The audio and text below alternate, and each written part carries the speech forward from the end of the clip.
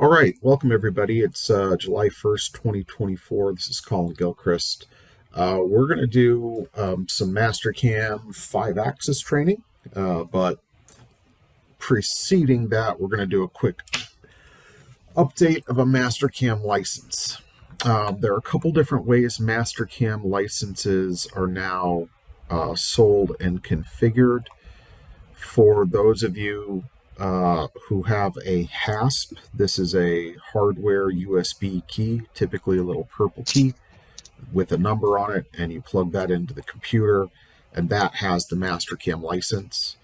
There is also software licensing for Mastercam, so that's another way that the product can be licensed, and in that case, you have to enter and generate codes from within the software.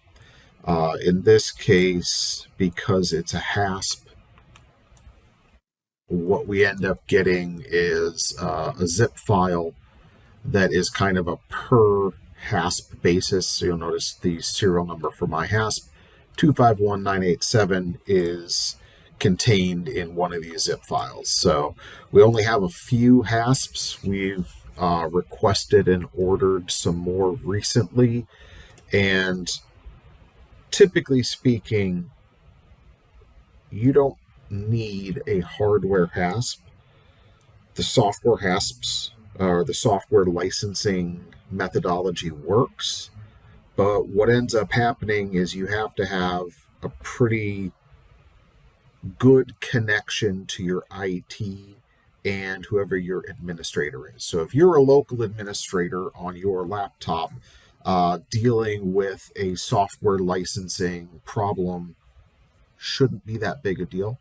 It does sometimes take several days to resolve license issues with software licenses. So for that reason and for the portability, government customers typically prefer the hard hasps. So if we look in the Windows Start menu and we scroll down through the programs, you're going to find your entries for Mastercam, and you should see a Mastercam licensing utilities folder. And inside that folder, you have the activation wizard, which is where you would go if you were going to activate a software license. If you're going to configure a hardware or hasp license, you would do that with the hasp-x utility. There is also kind of another option between software activation and hardware licensing, which would be what they call a NetHasp or server license. And so a NetHasp or server license with software licensing allows you to have a pool of licenses and multiple users with the software installed, and then you're able to activate as many licenses simultaneously as you have licenses for. So if you had 10 people with the software installed and you only had 4 licenses, you could only at one time have up to 4 simultaneous users. And once you exceed that threshold, the next user who tries to log on would get a warning. So I'm going to run haspx.exe. So this is the little utility that we use to update Mastercam hardware hasp keys.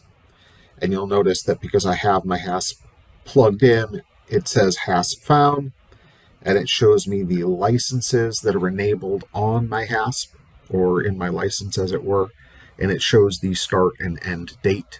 And you'll notice that the end date has come and passed, which was yesterday. So the license is expired. So what we need to do is enter an update code. So I'm going to go to, first I'm going to go look and see what's in our file. So we received, let me go open up Windows Explorer here, guys. Resize the window just a little bit.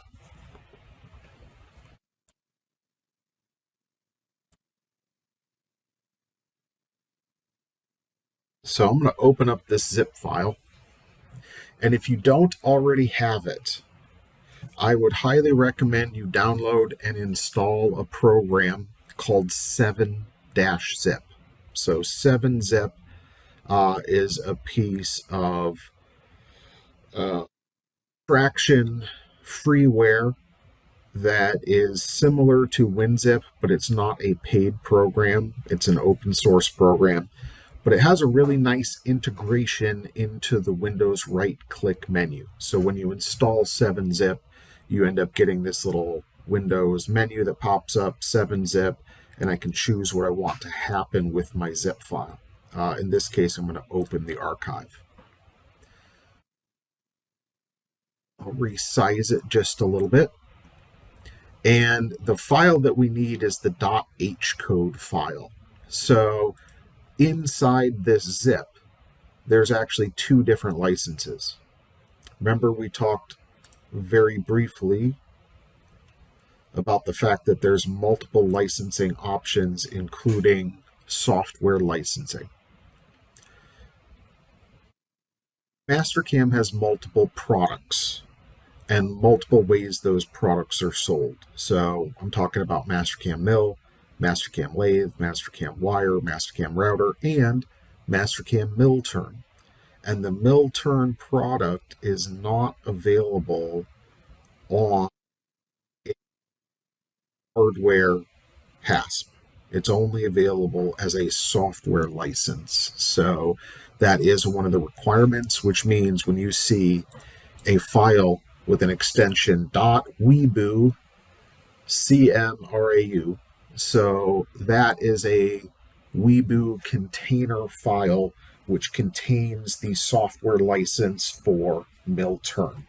So these two products are installed independently of each other if you've got a hardware HASP. And even if you have a software license, you would actually see two different code files, typically. One for the regular product and one for the Mill Turn, although they may have finally been able to combine that into two files. So I'm going to select the files and I'm going to extract them both.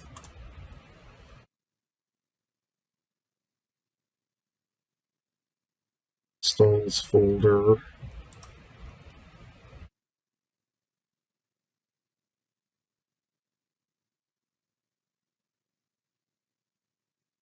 Technically, this is still Mastercam 2024, so I'm just going to stick them in there. So in the little HASPX dialog here, I can either select the update code button and go browse for the code, or I believe it also supports drag and drop. In this case, I'm just going to choose update code file and browse to where I just extracted that, which was inside the 2024, and I'll press open. So it actually brought in this long string of numbers, and I have to hit update.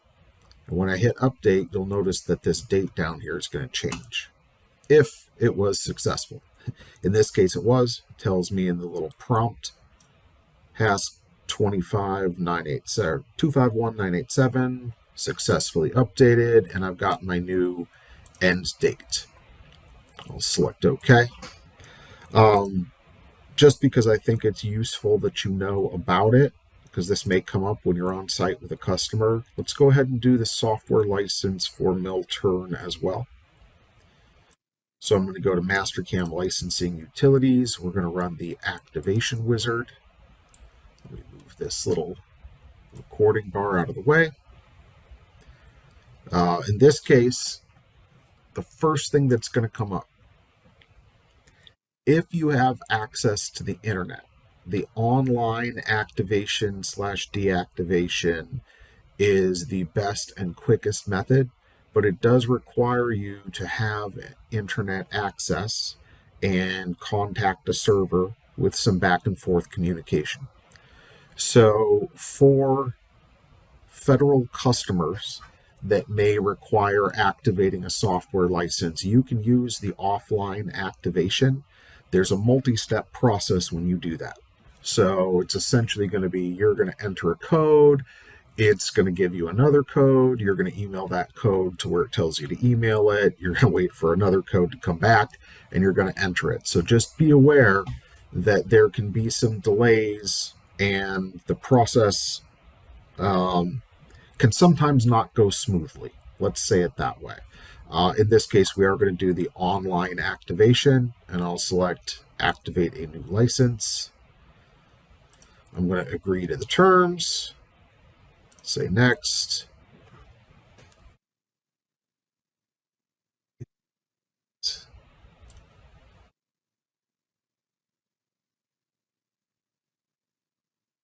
Oh, this is for software licensing. I think I've got to go through and correct me, Brock. Jump in here. Do I got to go into the just the Weeboo license manager to put in the Weeboo code, or because I don't think there's a software license number associated with that code.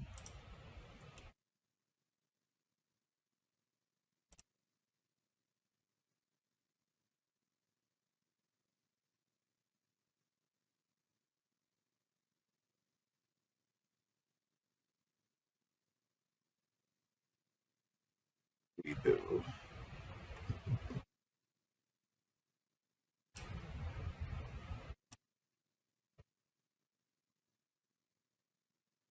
It's not in. Okay, that's fine.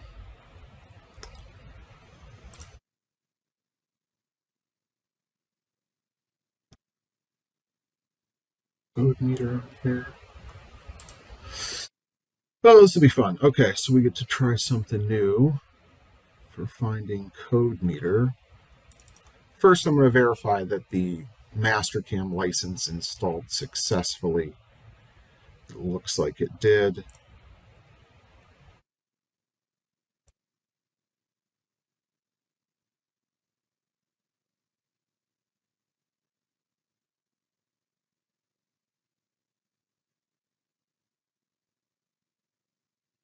And because we've got all you guys online, rather than trying to figure out the mill turn thing, which we're not even going to talk about today anyway, we're just going to go ahead and move on. And we can come up and deal with mill turn licensing another time. I think that's probably the better solution. Let me just move this over here.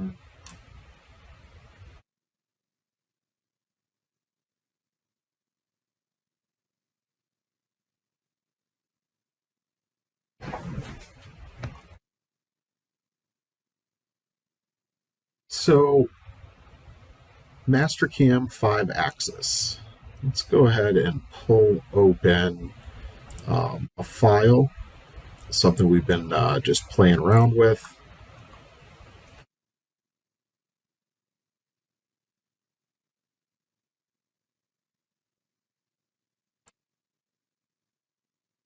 Let me do this.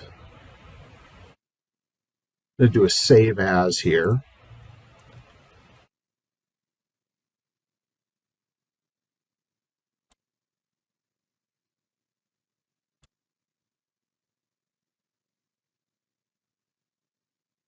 So we'll just save this. We'll just save it as a step.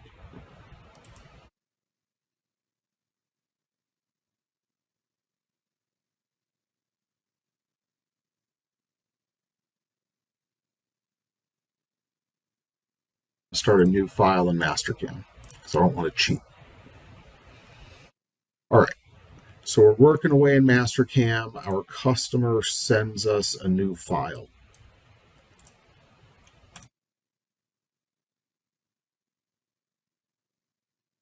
So I'm going to go look at step files.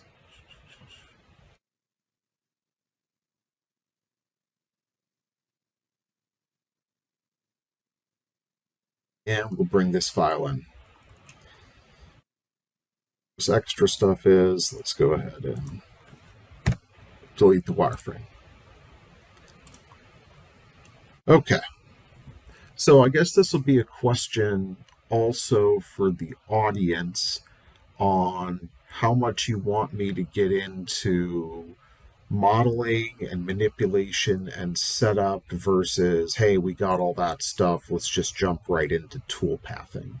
So, open question to the audience. What do you guys want to see? Or more importantly, um, where would be most helpful if I started when it comes to working with a part like this at Mastercam? Um, do I need to cover levels and planes and WCS type stuff, or do you just want to jump more into creating toolpaths? Oh, and I'm good with just jumping into toolpathing if that everybody else is. Cool. Jim, Chris, and Jeff. Travis, Yeah. Gary? Yeah. Toolpathing is fine Okay. with me, Colin. Cool. All right. Well, if there's anything anybody wants to see as this comes up, happy to talk about whatever. All right. So we're going to look at, hey, we've got it set up. If I look at this in the top view, here's how the part's setting.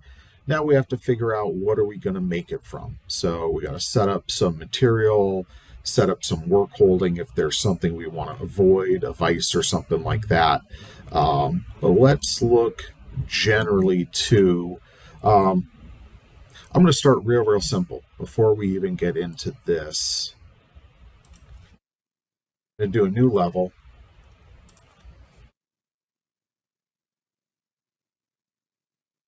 We're going to start with a curve 5-axis example. So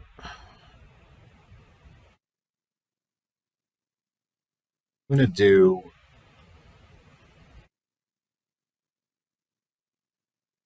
just a simple rectangle. So we have a surface, and I'm doing it with a rectangle command, so we get wireframe on the edges. And if all we have is kind of the surface as input, so the surface, when you're dealing with surfaces or dealing with solid faces, has a couple of properties. And one of those properties is what they call a normal. And the normal is the positive direction that surface points. So if I go into, where's it? Where's my Analyze menu? Oh, that's right. Okay, it used to be on Analyze, but they just combined it into surfaces. If I go and click on Set here, so I can change the direction of the normal of my surface. If I have a solid face, it's already implied. But what I want you to be able to see, and the whole reason I'm picking this command here, if I click on Set and I click it, I can basically click, show normals. That's what I need. That's my, let me go back in here to Set. I don't know why it's not letting me show normals. All right. Forget Set. Let's go to the home and let's do Analyze Dynamic. So I'm going to click Analyze Dynamic. That's what I wanted you to see.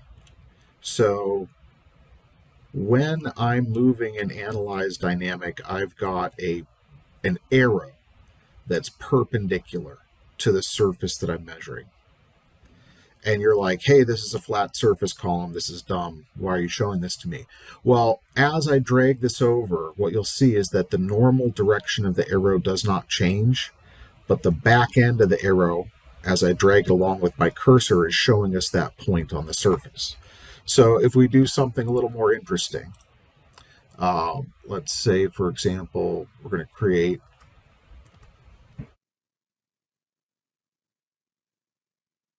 circle here. Let's make it a 3-inch diameter. Let's create a line horizontal. I'm going to stretch it out and then enter the axis offset as 0, put it right on the center line. And then let's do trim divide.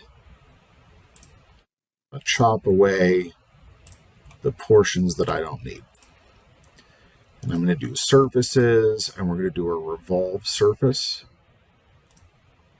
And so I'll pick single, and I'll pick this arc here, this half an arc, and it'll say select the axis of rotation. That's my axis of rotation. And I'm going to start at 0 and end at 180. And if it was flipped the other way, like this, I could then click the opposite direction and get it to go like that.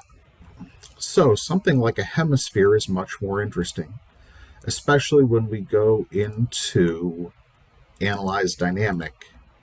And now when we click and we start moving this little vector arrow around on the surface, the back end, the point on the surface itself, is displayed as basically the tail of the vector, and the tip of the vector is a normal line that points outwards away from the point that I've selected on the hemisphere. And the reason that that's significant, when that normal vector is normalized to a unit length of 1, there are special mathematical properties that can be derived from the vector, including angular rotation. And the reason I'm pointing this out, if we create a mill toolpath, we're just going to grab a 4-axis mill. Even if we're doing 3, 4, or 5 axis, there are no rotary angles that are output in the NCI for the G code. I'm going to save this real quick.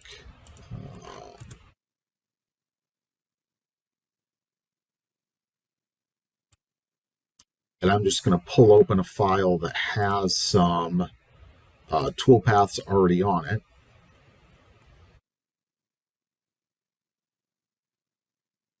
And if we take any of these operations that are kind of not done in the front view or in the top view,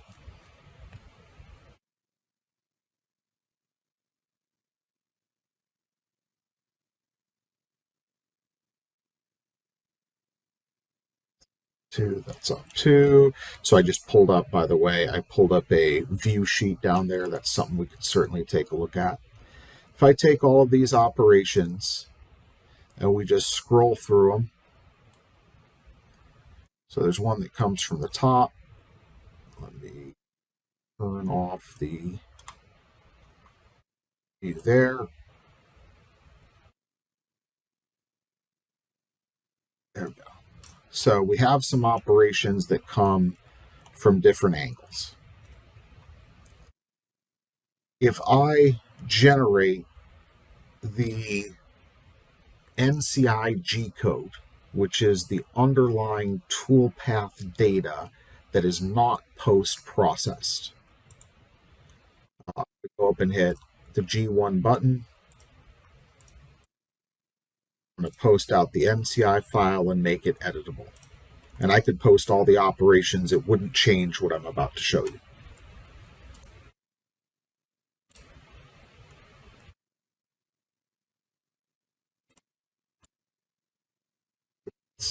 So in the NCI G code, this is how Mastercam represents every one of the toolpaths that you're outputting. Whether it's a 3-axis toolpath or a 5-axis toolpath, the NCI G code looks like this. There's, first of all, the G code, the NCI code, is listed in a 2-line set. So all of the data is formatted where the first line is just an integer value, and it tells the post processor what data follows on the next line. And all of the data that follows on the next line is output in a space delimited format, which means that each one of these positions in the string is a numeric or string variable and you can mix and match types. Now, we don't write NCI code, so this format is already defined for us. So the NCI 1050 line is going to call p header, and it's going to take some of this data and pass it to variables and then allow you to process it or not process it as you see fit. And then we get some machine data. So the machine data comes from the axis combination that's selected.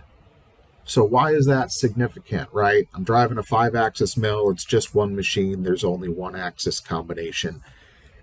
That's true. It typically doesn't matter as much for milling to use axis combinations, but it's very significant in lathe, where you're telling the toolpath, okay, I'm driving the upper turret on the left spindle, or the upper turret on the right spindle, or the lower turret left or right, etc. So all of this stuff, all of these NCI codes are preparatory. They come before, generally. There may be some stuff that triggers output, but like all this machine stuff, it reads and it sets variables. It doesn't create output. All of these 10, like 1,000 lines, 1011, 1012, 1013, matrix information, other stuff, is output to load variables before we process data. So all of this stuff just loads variables. All of the 20,000 lines, the 20,000 series is all your tool data. So there's a bunch of tool data that's going to come out here. Holder data, 2007, so the numbers from the holders, all that stuff gets passed. And then finally, we have an NCI code that starts to trigger output. So 1001 is going to be the first tool change in the file. In this case, it is the start of file. And then there's generally, after that's going to be some motion G-code. But what you're going to see, if you scan through this whole file, and we're just about done with this intro, I'm not going to spend a whole lot of time going through the intricacies of NCI processing, but what you're not going to find is any rotation. So even when we get down, and I should actually just here, I'll just post one of these operations, just post the NCI file, and this is a 5-axis operation.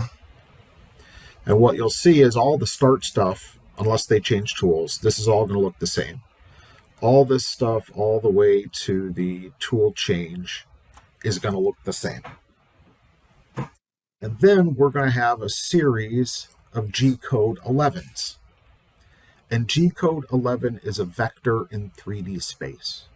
It has an XYZ endpoint or tail, depending on tip or tail, depending on which way you're defining the orientation of the vector.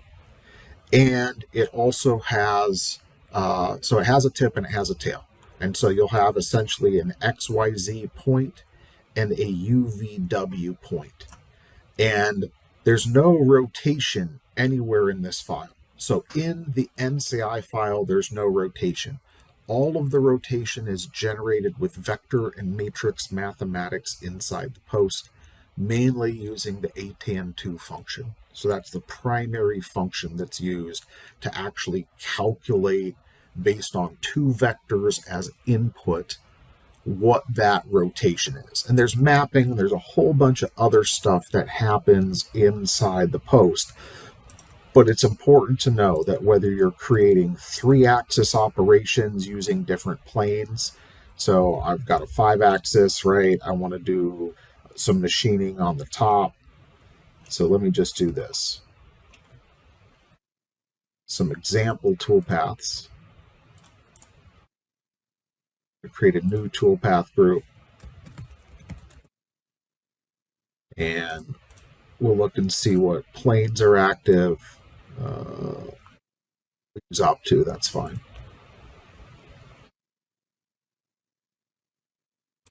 And I'm going to go to my levels.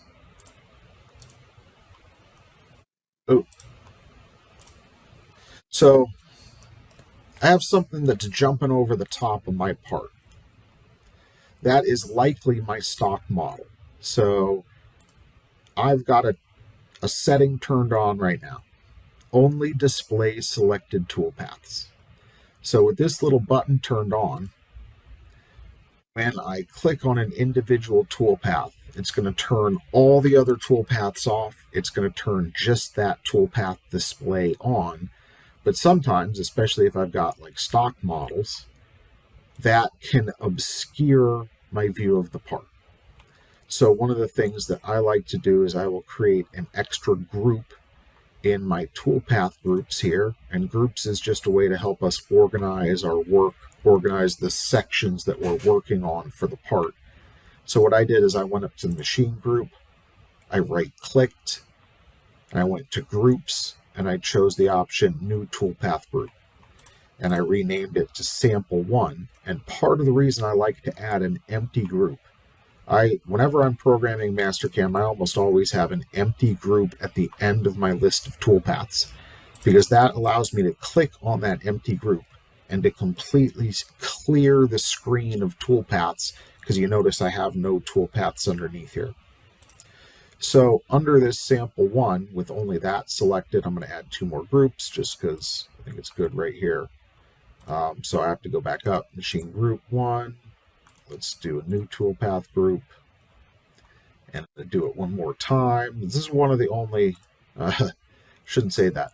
This is one of several kind of behaviors that's not as nice as it could be for creating and organizing groups.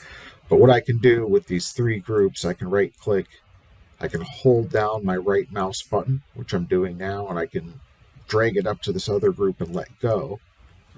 And now I get an option: move before, move after, copy before, copy after, or make subgroup, which is what I want to do. So I'm going to make a subgroup. Now toolpath group 1 is listed under sample 1, and if I wish, I can do that with toolpath group 2 here. I can just right click and hold. I can drag it to toolpath group 1, and because this is already grouped in a subgroup, I can just say move after. Beautiful. Okay. So when we're navigating here in the operations manager, one of the things you'll notice is the insertion point, which is the red arrow, also somewhat affectionately known as the red arrow of doom, because if it's not where you think it should be and you create a new toolpath, you can get a toolpath being created in the wrong spot. So there are some navigation buttons up here. So we have move insert arrow up or down one item. So I can click, you'll notice, and just kind of, as I click, I can move it one selection at a time up or down in the list. I can also select an item, and there's an option here: position insert arrow after selected operation or after selected group. So anyway, I'm going to move it down here. So if I do a toolpath, I'm going to click the little double arrow to expand the 5-axis gallery. One of the things that's happened over the years is CNC software has combined a whole lot of these different toolpaths into the same interface. So quite a few of the old toolpaths have actually been moved into what they call the unified path. And just to compare, because you may encounter this when you go to a base and you're seeing an older version of Mastercam, I'm going to launch 2020.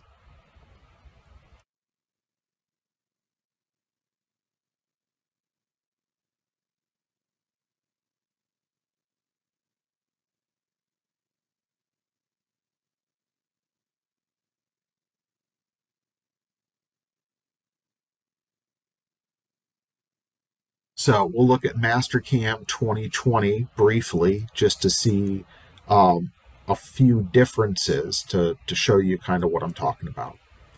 So I'm just going to load the default machine. I always like to start with at least some geometry. So I'm going to choose to create a rectangle, and I'll click on create surface. And I'm just going to create your standard basic rectangle. And let's create a toolpath. So toolpaths, if I expand multi-axis here, one of the things you'll notice is this menu is a little different. Curve, swarf, parallel, along curve, morph, and flow. So kind of those 4 different 5-axis toolpaths in starting I think in 2023 and continuing in 2024 have now been merged into this unified. Looks like flow is still a separate, but there are some flow-like options that are now in unified. And there are some different ones too that have added. So deburr, 5-axis deburr, you'll see the pocketing, rotary advanced. I think those may have been available. 3+2 automatic roughing. This is a new one. This is pretty sweet. So we'll dive into that at some point. But just to show you something basic, let's go for a unified. Now, one of the things you need to be aware of when you're creating a 5-axis toolpath, you really want to have some sort of stock definition. Any kind of stock definition will be better than no stock. But you can still do a path with no stock, but now the toolpath is just kind of guessing at where you want to cut and where the material might be. Unless you're doing something where you're directly driving it without material, which you can do. So let me just pick a ball end mill in this example, 1/4-inch ball end mill. And now let's go look at cut pattern. General, there's 3 different controls that kind of affect the toolpath on your part. The first is cut pattern. Cut pattern is going to be what is the shape of the motion that the tool is going to make across the geometry you're going to cut, regardless of the shape of the geometry. Sometimes the shape of the toolpath can be directly influenced from the geometry. For example, if you're taking the boundary edges or something like that and collapsing it. But often this process of choosing how the tool is going to move is not going to be as influenced as much by the geometry shape itself. After we choose a cut pattern, we have to figure out our tool axis control. And so the tool axis control is all about how is the tool tilting and moving relative to the workpiece that we're cutting. And the final piece, which is sometimes a little difficult to understand, is how is the tool moving relative to the geometry to leave our actual part behind. So although collision control can be used to do things like tilt the tool to avoid an object, I often think of that as more of a secondary purpose. Really, to me, the primary purpose is really to maintain the tangency of the tool so that the tool is properly compensating to the geometry you're trying to cut, especially if that geometry is a little funky. I think I want to start with curve. So I don't want to get too far ahead into the unified. We'll just save this.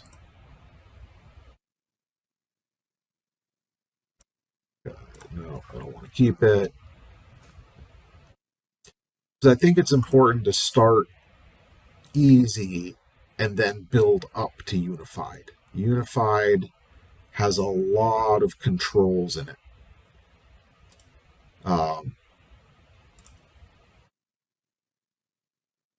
So let's look at the very most basic. If I want to create a 5-axis toolpath, I have to have some type of geometry to drive, and I have to have a way that I'm going to control the tool axis.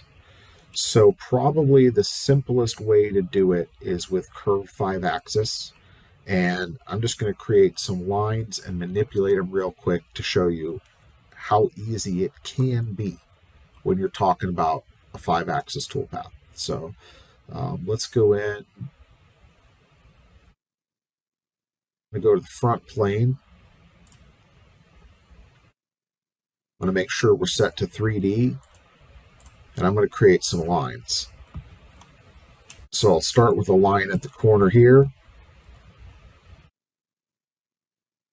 So I don't want to freeform.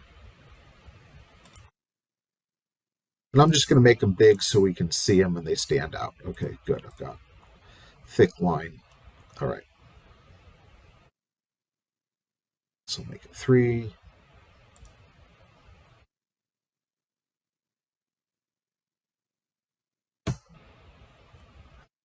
Get 3 inches as well.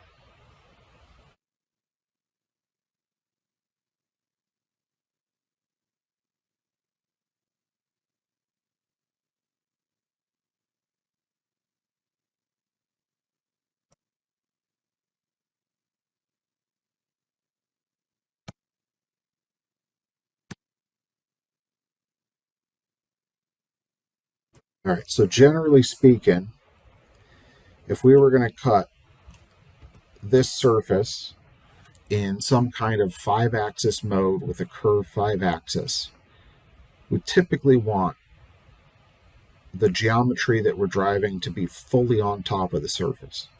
This geometry is right at the edge of the surface. So just out of kind of an abundance of caution, first of all, I'm going to select that surface. Let's move it to level 5. Let's turn it off. Let's move that as well. So what I'm going to do is I'm going to go into surfaces, extend, and I'm going to extend the edges of this surface by 1 inch, just so that the surface extends beyond what I'm trying to cut. So curve 5-axis is like 5-axis contour. That's the idea behind it. And just to help visualize, I'll change the color there. Okay. So if I want to cut this and I want to tilt along this wall, this is kind of the bare minimum I need with a curved 5-axis toolpath. I need some geometry to drive. In this case, it would be that contour. I need something to compensate against. In this case, it would be the surface. And I need something like tilt lines that I can feed into the toolpath to have it rotate the tool and influence the tilting of the tool. So let's do a curved 5-axis toolpath. So I've created my geometry. I want to make sure my Mastercam file is saved. Save early, save often. It should be your mantra. And let's see. We're going to do toolpaths curve, just so it doesn't get too awkward too early. We're going to start with a ball. We'll get to that. We'll talk about, some other types of tools you may want to drive. We'll do something nice and simple. 1/2-inch ball end mill.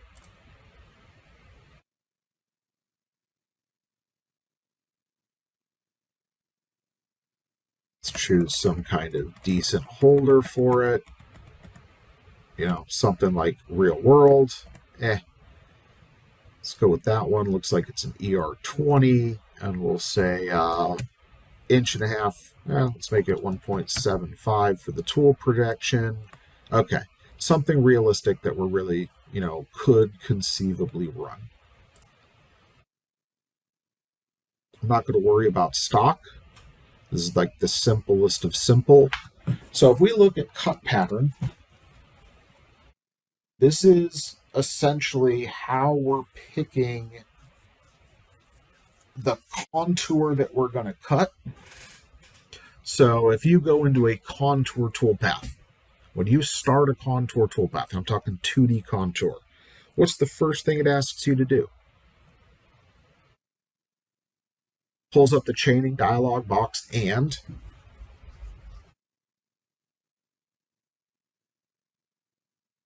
going to pause here and wait for an answer, guys. Come on. You guys wait? I know I'm droning on, but promise we're getting to something good. And that's for your chains and then the Yep. tool. So already in the selection for the toolpath is built in the chaining process. Here, the chaining process, you actually have to go initiate it from the cut pattern. Thank you, Ron. So what's the curve type? Typically, it's a 3D curve, and that's just wireframe. You can also select a surface edge, like all of the surface edges. If we're doing trimming, and all we had was like, a bunch of flat sheet surfaces that were connected and a single surface edge. But I would say 95% of the time, it's going to, probably 99% of the time, 3D curves is what you're going to select. Now, before I go and just start chaining and going, you do have comp direction, left and right. You also have compensation type, including off. So if we wanted to drive the center line of the tool on the geometry, we could. Now, normally,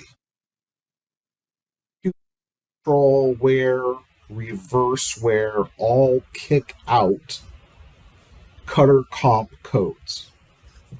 Not so in a 5-axis toolpath. Not unless your post processor has been configured specifically to read this. So typically I would tell people use where even if it's not going to output a G41 or G42. And your post processor can be configured to support that output if you need some kind of special output for 5-axis, like a G41.1 or G42.1 or any of the point versions on a FANUC control. They've got 41.1 up through 41.6 or 7 now. Different types of codes depending on the machine you're driving. For Haas, there's no specific 5-axis cutter comp code. There is a G141, but that's more for surface compensation. We can talk about that as well at some point. But just to let you know. Now, here's the interesting thing. Let's just say we select computer. We still have to select left or right or off if we want center. But even if I select left or select right, I can still control my radial offset and set it to 0. So even if I want comp direction left, if I set my radial offset to 0, I'm going to be center of the tool on the center line of the geometry. I can literally type in whatever number I want here. There is incredible flexibility and control here, but there's not necessarily an automatic association where if I'm in a 2D contour toolpath and I choose computer, it's going to offset by the radius of my tool. If I change my tool, it's going to offset the number. But let's say I generate this path. I'm not going to give it any other input. I'm just going to, I have to give it a drive curve. Select my drive curve. I'm in wireframe chaining to make it easy. I'm going to go into options and just set a color mask. Say, hey, I only want to chain geometry. Oh, I'm in single. Pardon me. I need to go back to full chain mode. There's my full chain. Okay. I've given it something. Oh, I have to give it more to actually let it generate. Okay, fine. So let's give it some tool axis control. We're going to make sure this is set to 5th axis. Oh, it's not letting me because I only have a 4-axis machine. Let me fix that.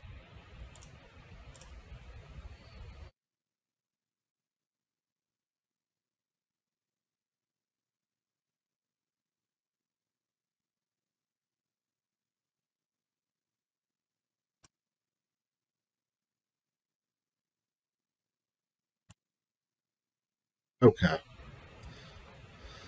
Now it should be a little happier. There we go.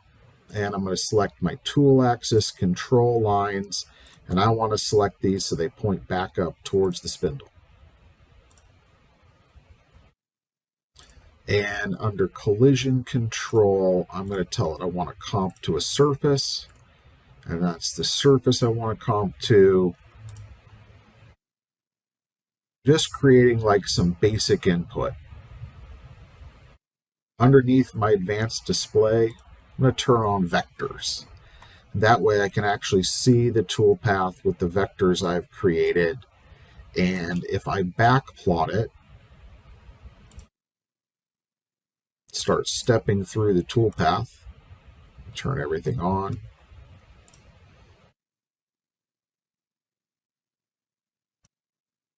Expand the little dialog box here.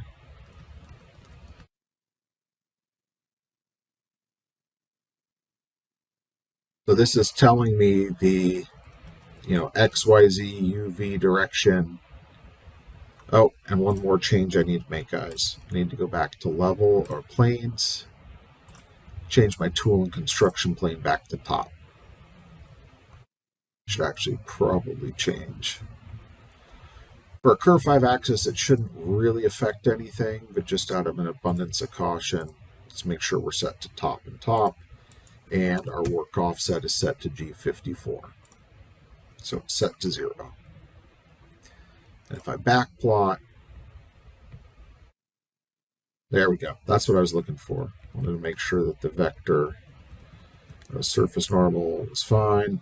There it is. See, there's the vector that shows how the vector is changing orientation. And as the vector changes orientation, now you notice we're only moving in 2 axes right now. We're only changing the orientation for the vector for the surface normal in X and Z because we're transitioning from this vertical line here to this tilted line here, but they're flat in one plane. As I come around this corner,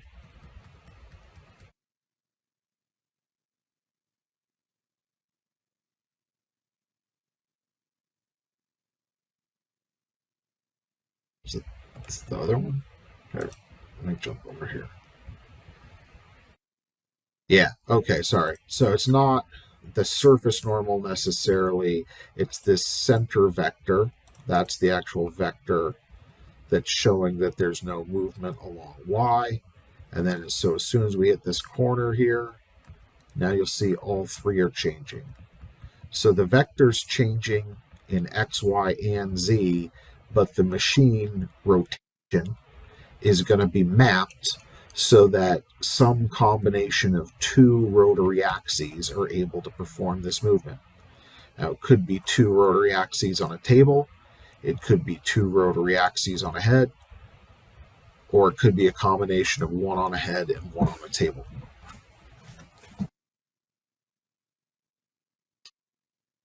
So, curve 5 axis again has some idiosyncrasies with this cut pattern. So for example, I've already generated it.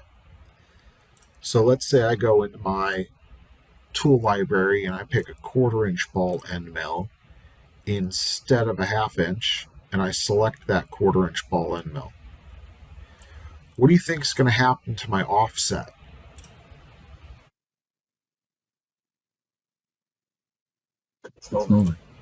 It's the same. And the reason it's the same is because my offset is manually controlled. I can set this to a positive number, I can set it to a negative number, and no matter which side my compensation is flipped to, I'm allowed to go plus or minus relative to the side that you choose, where my toolpath is relative to the geometry I'm driving. So if I want to make this offset, because I'm set to the left, right? So I'm climb milling, but I'm set to the left. If I set my radial offset to 0, it's going to be perfectly on center line.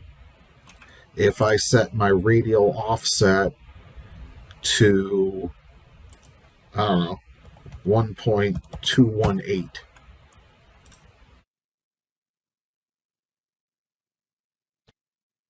Now it gets weird, it gets funky because it's trying to comp to the surface. Now the boundary of my toolpath is outside of that surface. So would I want to do this? No. Heck no.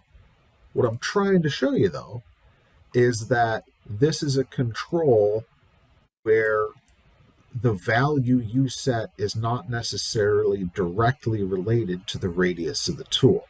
Now that's not true in all instances, and here's I'll give you an example where it is true. So for example, well, before I have to create a new toolpath, so give me 1 sec here. Let's just change this to a much more reasonable 125. Okay, and now let's create another toolpath, and just going to add a second toolpath group so I can hide the first toolpath. So if I start a new curve toolpath, not a copy, I have not yet generated my toolpath. So you'll notice it comes up with this 1/4" ball mill selected. If I go look on my cut pattern, we're going to see 125. If I go back to the tool, nope, I don't want to select it, and I select my 1/2" ball end mill, and I select my cut pattern, you notice how it took the radius of my tool? It does that as long as the toolpath has not been generated. It does that so you can go through, and select a different tool from the list, and it will automatically, on the first pass, import that radial value. Okay, great. I'm going to generate it. Oh, yeah, hold on. Let me, gotta go back in there. Let's try this again. Let's do the whole thing. So, okay, I was using my 1/4" ball end mill. I'm now going to use my 1/2" ball. So under cut pattern, it's using a 1/4" radial offset for 1/2" ball. I can select my chain. I've still got that mask turned on, by the way, my mask for color. And it's still using that radial offset. And yeah, we want to use lines. Let's use those lines. This looks good. I want collision control, compensate to the surface. That's the surface I'm comping to.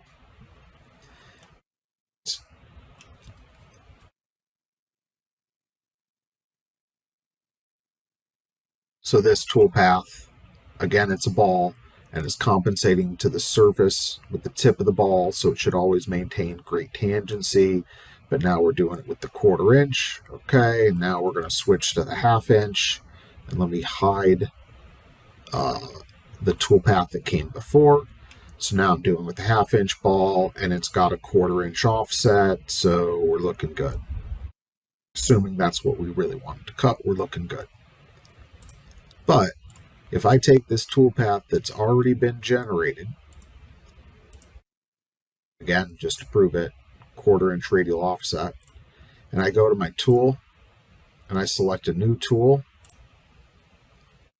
and I let it generate, after it's already been generated before, it's not going to automatically update my radial offset. I have to set it manually. So just a word of caution. Just kind of wanted to bring that up. A lot of times with a curve 5-axis, I'm offsetting the geometry I want to drive already anyway. Call it an old habit. But you have a lot of control, but with that, with that power comes responsibility, right? So you have to know where these things are set. So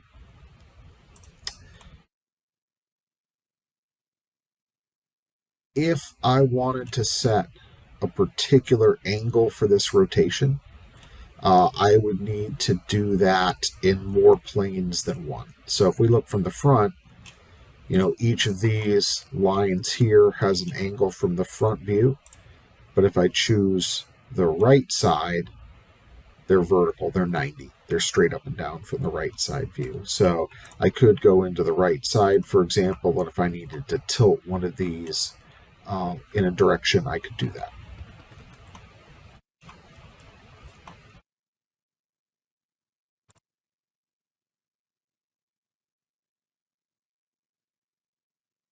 Does this have a direction or a moving down feature? It does. It does, 100%. So I'm going to take this one here. We've talked just barely about tool axis control. We'll talk more about that, but yeah, let me show you that. So this would be under linking. So if I click on linking, you'll notice this looks very eerily similar to a contour style toolpath, right? You have a clearance plane. I'm going to tell it to only use clearance at start and end of the operation. You have a retract plane, you have a feed plane, and then you have a keep tool down within either a percentage of the tool diameter or a distance. Also underneath linking is entry and exit. So with entry and exit, we can choose to enable or disable both the entry and exit curve. So entry exit is turned on. I also have to turn on entry and turn on exit. Always use is in case you're doing multiple passes or depth cuts. Do you always want it to do the entry every time, or do you only want it to do it when it's first entering on the first cut and then just kind of move in naturally on the transition? We'll look at the always use in a minute. So thing about entry and exit. This is going to create a transition of multiple vectors that kind of enter into the part. So I don't like to think of it in terms of line and angle because we're really not turning on cutter comp anyway. I like to think about it as more of a smooth curve that connects the entry. So for example, I might use a length of, say, a 1/2 inch, but a thickness of 0.25. And I also like to transition down in height to give me more of a helical smooth entry for 5-axis. So maybe I want to do a height of, say, 50 thou. I can also choose to set the feed rate as a percentage of my normal cut feed rate. So maybe I want the entry exit to enter at 50% of the regular cutting speed. And then I can choose if I want to transfer these values down as well. Now, there are some controls that go with this. For example, direction left and right and pivot angle. And the reason the pivot angle can be important is because depending on what you're driving, if what you're driving is a spline, that spline has what they call like a tangency vector at the end of the spline, which may not exactly line up with your geometry. So you may generate the path and it's like, hey, my little entry or exit motion is like gouging a little bit. Well, you may need to adjust this pivot angle to pivot the entry exit right at the entry point. So just a little tip there. Typically, I'd say 80-85% of the time I don't use this. When you need it, it's really great to have. Curve tolerance. Okay, curve tolerance is going to be the number of vectors that you're outputting along the entry and exit motion. 1 thou will generally give you good results. I've had to go as low as 1/10 or in some cases 20 millionths to get the number of entry vectors I needed. So just a word to the wise there, you may have to adjust this curve tolerance. And you do have an option for closed loop overlap. So you can get it to spread out the entry and exit point. I wouldn't necessarily use that at the corner here, but if we were going to enter, say, in the middle or in the midpoint of the geometry, that's a great option, especially when you're doing like a pocket entry. This closed loop overlap is pretty nice. So I'll go ahead and generate it, and let's look at the entry exit. And this is what I mean by that's not really a line or an arc, it's a series of points or positions. So if I back plot this entry, you'll see these are the entry vectors, and I'm moving, just so it's easier to visualize, let me just do it in 2 axes. So I'll take out the z-axis component. Let's actually make this, let's make it 1-inch entry, still using the same 1/4-inch thickness. Now, would I use any thickness if I was going to enter and exit at the corner? No, 0. I would just say, yeah, give me a 1-inch entry, and maybe let's give it 50 thou, and then let's do the same thing on retract, just to see what it looks like. So it does it, but because I'm only entering in one direction and I'm dropping in the other, you notice what we get. I only get 3 vectors. I get 3 positions. So this is really going to create line, line, line. It's not, I mean, it's going to smooth it out a little bit, but if I want this to be smoother, that's where I need to come in here.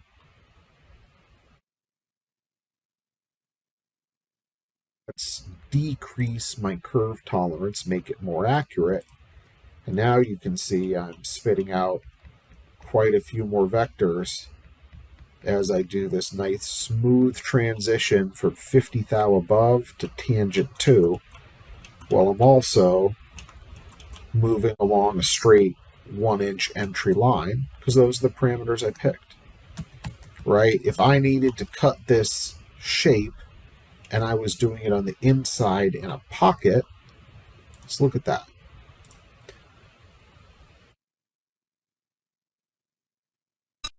Don't think I have in this one. Yeah, one of the things you'll notice, I don't have an entry or exit at midpoint the way I do in Contour. So I'm going to go into wireframe. I'm going to go break 2 pieces. Let's break this one. Let's break it at the midpoint. And I'm going to go back to this path. Back to the cut pattern. Let's remove the chain.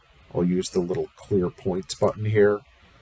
And I'm going to reselect it, this time starting in the middle. I'm still on the left side, and I changed the actual direction that my chain was facing. So in this case, left is going to put us on the inside. I'm using a 1/2-inch ball. It's got a 1/4-inch radial offset. I'm good there. And we'll leave kind of the defaults for the rest of it. Okay, I want some lead in and lead out.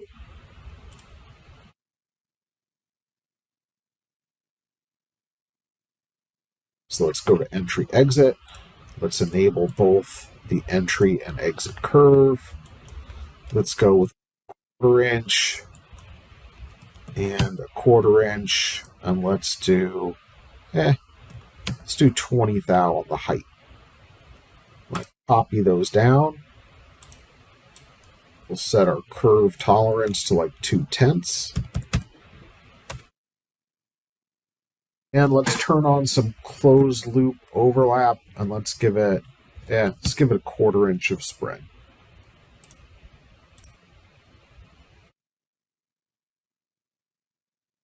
So now if we were going to evaluate this to cut kind of on the inside of a pocket, we're dropping in, we're 20 thou above,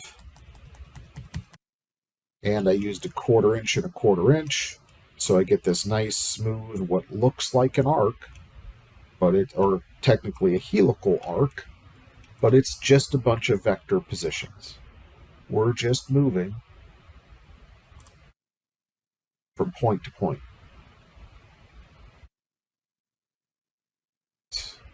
Let me turn off the advanced display. So there's this advanced display button, by the way.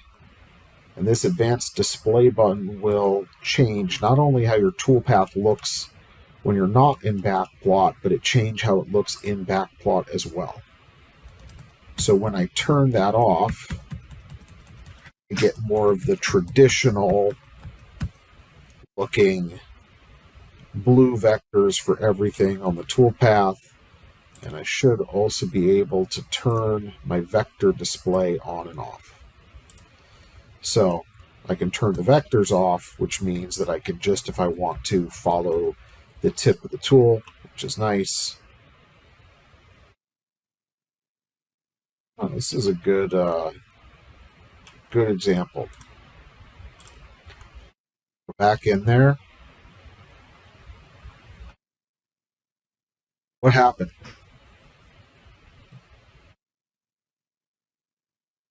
Somehow my 1/4-inch ball end mill tool got selected,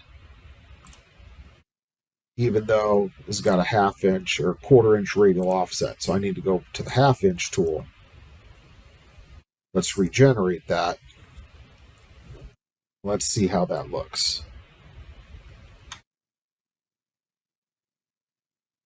It's good, but of course we're using a ball. Now, let's see what happens if we don't have any offset at all.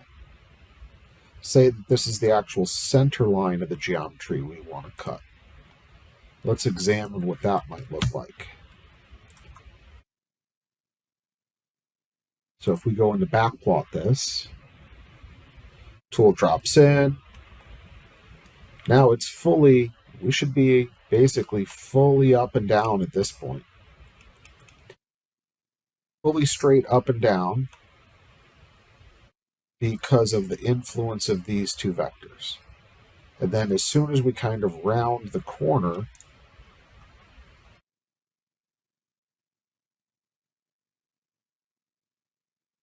we've started tilting. But what happens before we get there? So if I look at this from the front, you see what's already happening?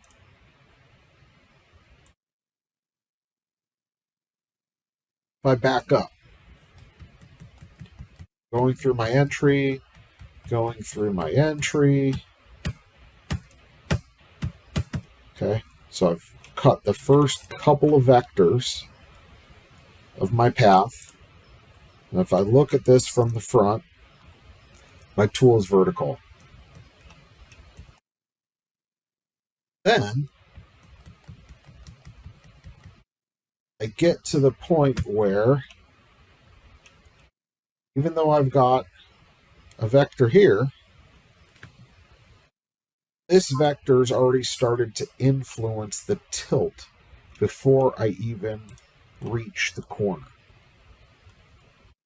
Okay, so you have to be careful, and you may have to add additional vectors depending on some settings. So in the curve, tool axis control.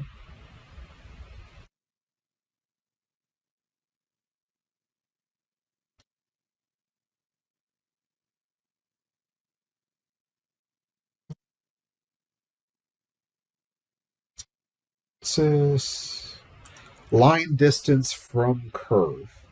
So one of the things that you can tell it is how far the line can be positioned away from the curve and still be considered. In this case, it's not going to fix our tilting too early problem. We may be able to change look ahead to help influence that a little bit. But generally speaking, if you want more control, the solution is to simply add more vector lines. So I'm going to exit the toolpath, save it in Mastercam, just because that's always a good idea.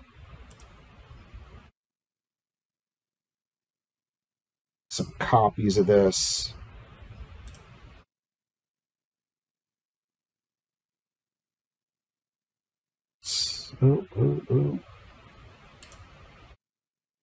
So I'm in dynamic transform.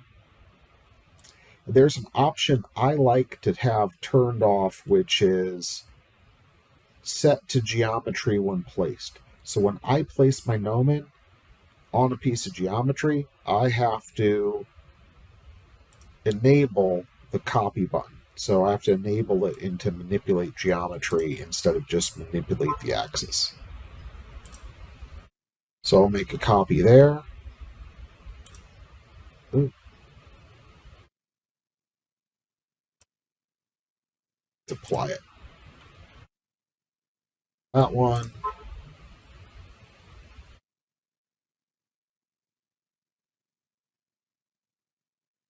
Copy it. Okay, so we'll add some of those. The other thing you have to determine for yourself, where do you want the transition to occur? Do you want it to be a smooth interpolation from one vector all the way to the next? Or do you want to control where that rotation occurs kind of closer to the tilted vector? If it's the latter, if you want it closer,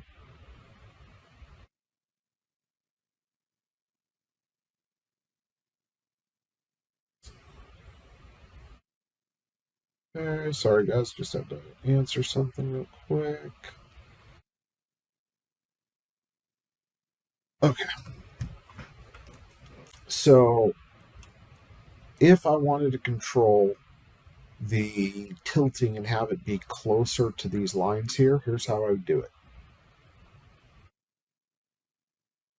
I'm going to go to modify length. I'm going to set my option to break, and I'm going to say shorten. And let's say that I want it to start tilting a ½ inch from the corner. So in my distance, I'm going to type in 0.5. I'm going to break the geometry a ½ inch away.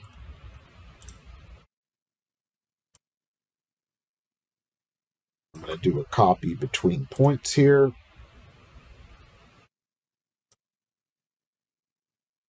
Copy, okay. So I'm going to add these extra vector lines because I want it to influence the toolpath. So I'm going to go back to the toolpath here. Let's go check our cut pattern. You notice all I did was break the geometry. I didn't change it in any other way, so it still stayed chained. That's great. But now under tool axis control, I'm going to add these extra vector lines. When I generate, what you should see is that if I look at this in the front view, I'm holding down the S key on the keyboard. You can see the numbers changing. But what you don't see happening is the tool changing because it's being influenced by all these extra vector lines that I've set. In fact, it goes from here straight up and down to straight up and down before, let me go to the front view, it starts tilting. And it started here, just back up. So we're still vertical, still vertical. Now we start to rotate and tilt. If I look, this is fine. So now I'm going to kind of rotate and tilt in between these two vectors. And let me just go and turn on the vector display. Back up a little bit, and here you can see I'm actually rotating and interpolating. This is a smooth interpolation. And it's smooth because I just began with this vector and I'm moving towards this vector, and so it is rotating from that vector position to the next vector position all the way along it. If I want to influence the rotation there, I can add additional vectors so that it rotates and tilts exactly the way I want it to. And this is kind of the method of controlling a tool for 5-axis output gives you great control. It also takes a lot of work, admittedly. You've got to create this extra geometry to be able to drive how and where you need it.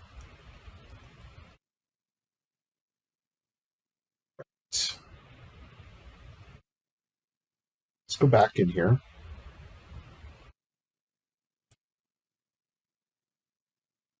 So, any questions on the cut pattern, compensation type, compensation direction? radial offset function. Really, compensation direction and compensation type, you're not going to get any different type of output between computer, control, wear, reverse wear. The only one that definitely changes is off, because if you've got it set to off, it's going to be center line no matter what, even though you can still set a radial offset. So it's kind of like no matter which of these you select. And by the way, changing will automatically grab whatever tool you've got as well. So let me just show that. Cut pattern, set to off. I'm going to hit apply to generate the toolpath, which it does. If I now go to computer and then switch a tool, it does change. So if you change the comp type, it will kind of reset the interface even after you've generated it. So just fair warning there, switching from off to computer and then reselecting a tool, it will pick it up. So there's a little bit of tweaks that they've made over the years to try to prevent you from crashing this. But man, if you go and you change this yourself, that change will stick and it will use what you type in.